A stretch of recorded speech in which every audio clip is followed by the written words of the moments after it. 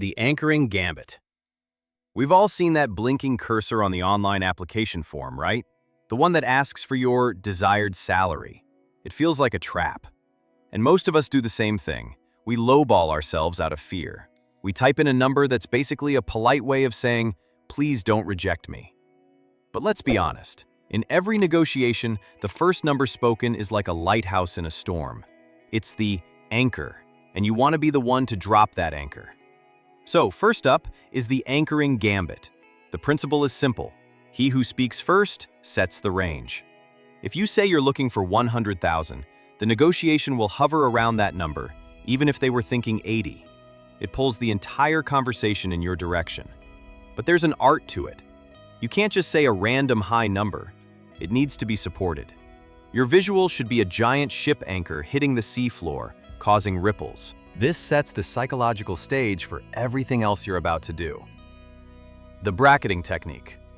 Okay, so you've thrown out your anchor, but what happens if they start talking numbers that are way lower? This is where you need to pivot and use the bracketing technique. Visualize a child's seesaw. On one side is your dream number. On the other is the walk-away number. You don't just want a single number, you want a bracket. Imagine your target is 85,000. You can say, I'm looking for something in the range of 80,000 to 90,000, depending on the total compensation package and benefits. By giving a range, you sound collaborative. You're not being rigid. But here's the secret. The lower number in your bracket should still be a number you're happy with. This allows them to feel like they're negotiating you down to 82,000, while you're secretly thinking, I just won. It's a psychological game of perception. Don't give them a range of 70 to 90. Give them an 80 to 90 range. You set the floor just as much as you set the ceiling. The silence strategy.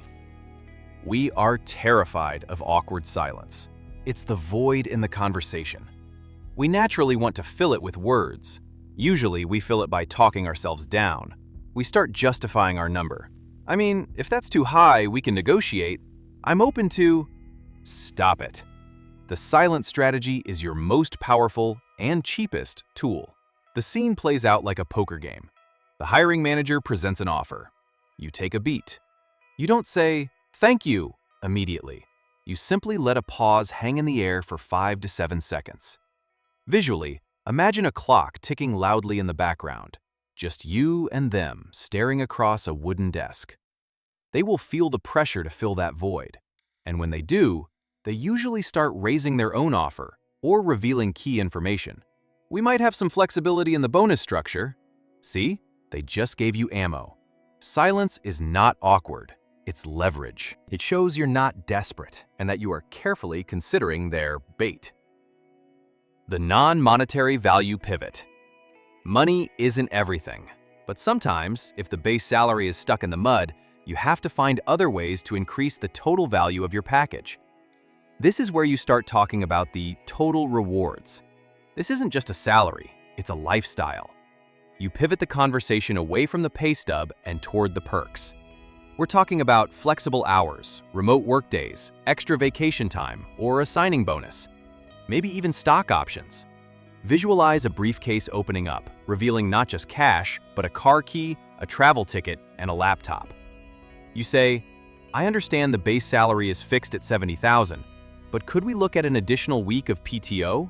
Or perhaps a professional development budget for conferences? Remember, these benefits are often easier for HR to approve than a salary increase because they don't affect the base pay metrics.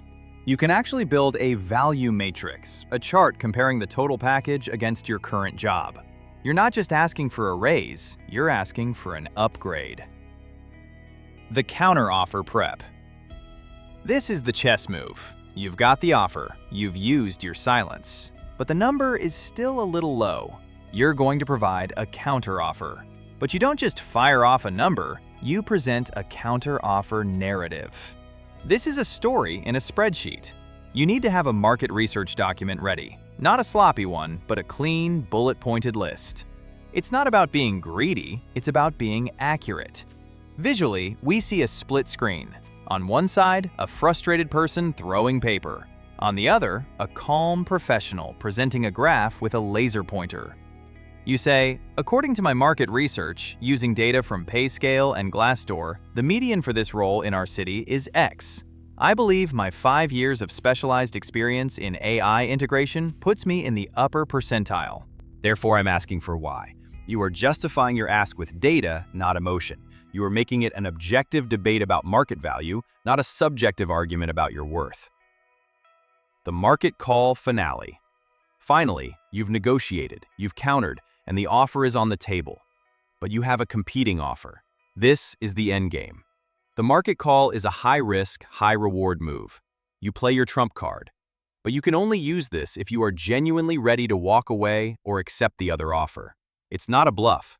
You pick up the phone or do it in a meeting. You can say, I have a competing offer on the table for a number. However, this is my preferred company. If you can match this, I will sign today. Visualize a high-stakes auction room, a gavel ready to drop. This puts the pressure squarely on them. You force them to make a decision right there. It removes all the back and forth. It forces them to reveal their true ceiling. If they say yes, you win. If they say no, you walk away with your head held high and go take the other job. It's the ultimate power move. So, there you have it. 6 ways to stop leaving money on the table. From anchoring the conversation to mastering the awkward pause. Negotiation is a skill, not a personality trait. It's about preparation and confidence. Don't be afraid to ask. What's the worst they can say? No? And a no just means you start the conversation again, or find a better one. If you found this useful, make sure to hit that like button and subscribe. Thanks for watching.